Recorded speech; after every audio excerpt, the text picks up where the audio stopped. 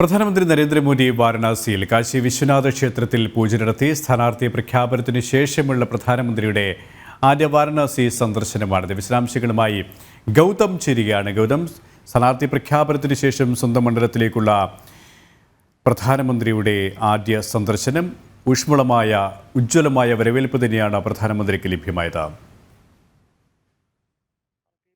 അല്പസമയം മുമ്പാണ് പ്രധാനമന്ത്രി നരേന്ദ്രമോദി വാരണാസിയിൽ എത്തിയത്. 2 ദിവസത്തെ സന്ദർശനമാണ് അദ്ദേഹം അവിടെയുള്ളത്.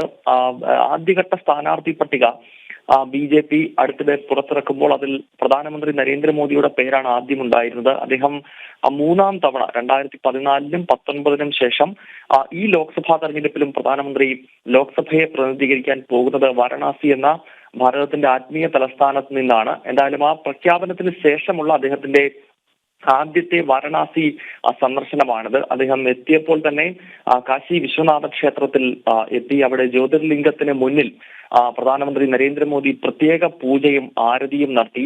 UP മുഖ്യമന്ത്രി യോഗി ആദിത്യനാഥും പ്രധാനമന്ത്രിക്ക് ഒപ്പം ഉണ്ടായിരുന്നു. എന്തായാലും ഇന്നിനിയും അദ്ദേഹത്തിന് പൊതുപരിപാടികൾ രാത്രിയിലില്ല. നാളെ ഒരു വലിയ സമ്മേളനത്തെ പ്രധാനമന്ത്രി വാരണാസിയിൽ അഭിസംബോധന ചെയ്യും. ഒപ്പം വിവിധ വികസന പദ്ധതികളുടെ ഉദ്ഘാടന കർമ്മവും തറക്കല്ലിടിയിൽ കർമ്മവും പ്രധാനമന്ത്രി വാരണാസിയിൽ നിർവഹിക്കുന്നുണ്ട്. KP